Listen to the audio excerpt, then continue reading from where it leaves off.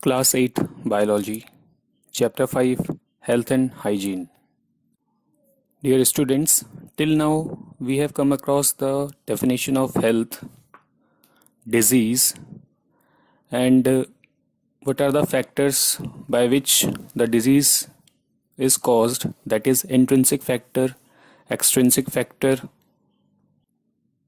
Then we have also discussed the types of diseases such as congenital disease and acquired disease.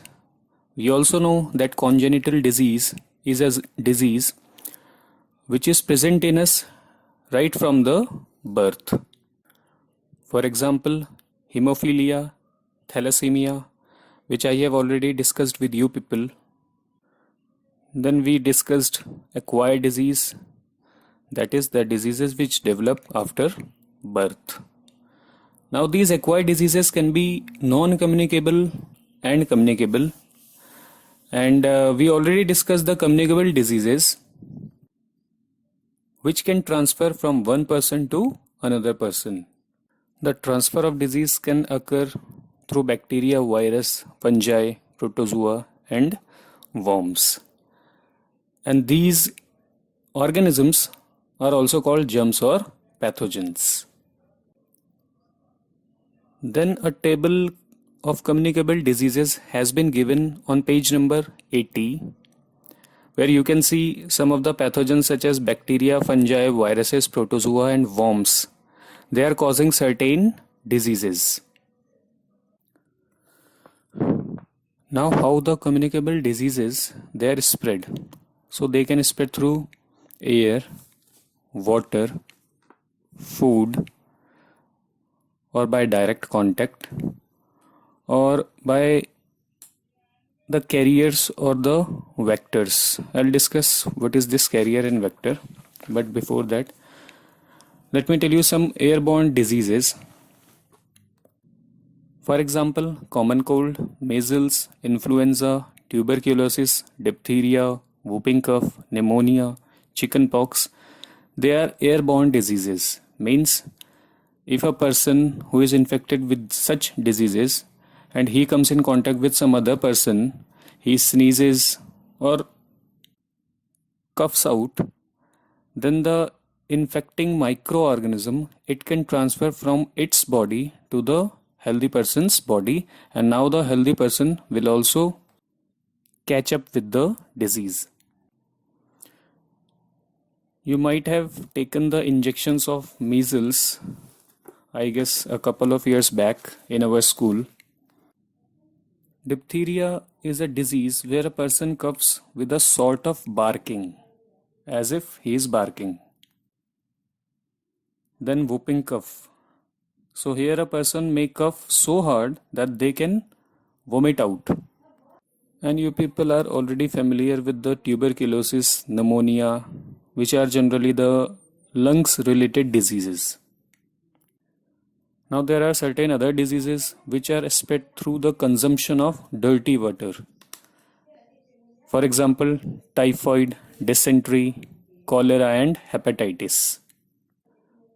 Basically, typhoid, dysentery, cholera, they are the diseases when our stomach or intestine, that means the parts of our digestive system, if they are getting infected.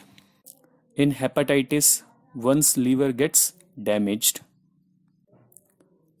Then certain other diseases which are foodborne diseases.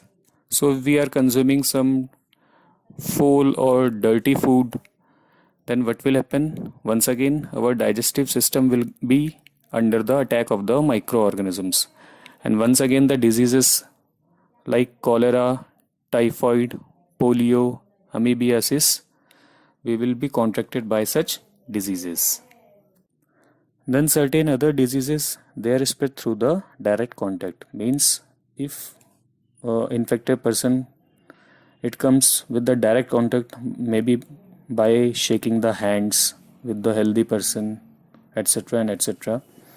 The healthy person will be getting the disease. And not only by direct contact, but by indirect contact also. For example, if we are using the bed sheet, quilts, blankets of the infected person, then the chances are high then that we will be contracted by the diseases. Examples of the disease are ringworm, intestinal infections, once again measles has come, chickenpox, and other fungal infections. Then some diseases are also spread through the vectors. Now, what these vectors are or what carriers are, sometimes these vectors are also called the carriers. Now, carriers or vectors are the organisms which spread the disease but they don't cause the disease.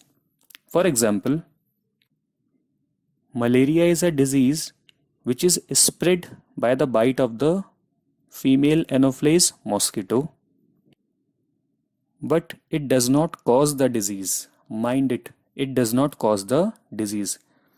So if a female Anopheles mosquito, it is having a certain class of microorganism called Plasmodium inside it, and now this mosquito if bites a healthy person, then the Plasmodium from its saliva it will get transferred to the healthy person's blood, and now here the malaria will be caused by the Plasmodium. So what you see over here, that mosquito just carried the Plasmodium to a healthy person's body. Otherwise, you know that a mosquito, so many mosquito, they bite us during day and night, but always we do not get the malaria disease. So it means what? So if a mosquito who is carrying the Plasmodium microorganism and it transfers it to the healthy person's body, then that healthy person will also become infected and the disease will be malaria. Then another mosquito spread disease is dengue, or we also call it to be dengue, and it is caused by the bite of the Aedes mosquito. Now here you have to remember the name of the mosquitoes also. Aedes, it is female Aedes mosquito. Then another class of mosquito is Culex mosquito, and it also spreads the disease elephantiasis or filariasis. In elephantiasis, what happens basically? So here the causal organism is worm. I told you that Culex mosquito, it will spread the disease, but the causal organism, in this case, in this particular case, it is a worm. So this worm attacks generally, most of the time, it attacks our legs. And here it lives inside the blood and the lymphatic system. And during course of time, during the infection, the leg becomes so much swollen that it looks like the leg of an elephant, and hence the name has come over here, elephantiasis. Then another vector-borne disease is African sleeping sickness, and here the causal organism's name is Trypanosoma, and it is spread through the bite of tsetse fly. So in this disease, basically the sleeping pattern of the person, it gets disturbed.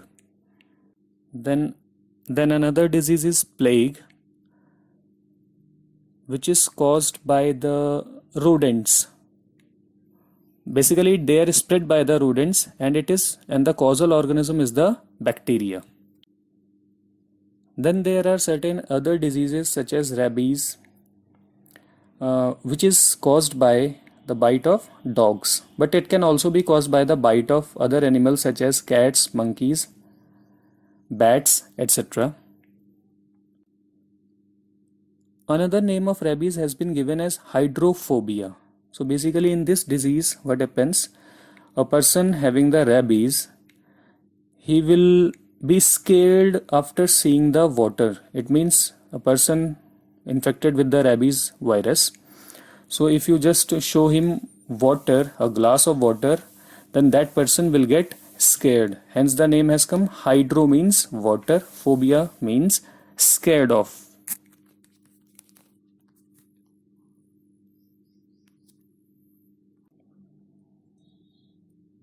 So this is all for today. So today we have finished the modes of transmission of the communicable diseases.